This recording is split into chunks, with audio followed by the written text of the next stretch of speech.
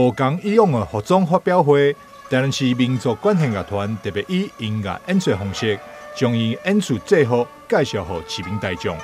今年的演出服装充满东方时尚风格，简约的剪裁加上沉稳的乌花配色，佮搭配孔庙台南巷的门景，凸显优雅俊雅乐家风范。而设计出这套演出服装的设计师嘛大有来头，就是有着设计教父称号的陈俊良所操刀设计。上身是做黑色的，然后就下摆的部分，女生是用做成这种改良式的类似马面裙，前阵子很出名的那种马面裙是我们做了改良的马面裙。那男生当然就是直筒裤。那最特别的是它的这个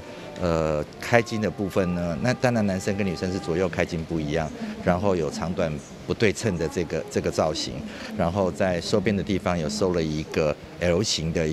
个线条。然后这个颜色我们给它定义为是台南红，因为那个颜色就像我们台南孔庙的那个大家都记忆非常深刻的那个整个红色的墙面。那我想这个颜色就是台南让人家记忆犹新的一个色彩。这次我们特别请了台湾一个非常重要的时尚界的冬装设计大师陈俊良老师，特别为我们民馆重新打造整个识别的一个很重要的服装的一个呈现。那我想西装引领整个时尚好几百年，那冬装是我们陈俊良老师特别希望能够以冬装去表现东方的一个精神。那民族乐也比较属于东方，所以我们这次以冬装来呈现整个民族管弦乐团的整个服装的一个重整，相信会给大家一个一鸣惊人的一个惊艳的表现。台南市民族管弦乐团累积了真侪展演、教学甲创作能量，为传统行出家己的脚步。如今佫换上全新的演出制服，更展现出乐团的底蕴甲文化品味。台南市民族管弦乐团也希望透过演出，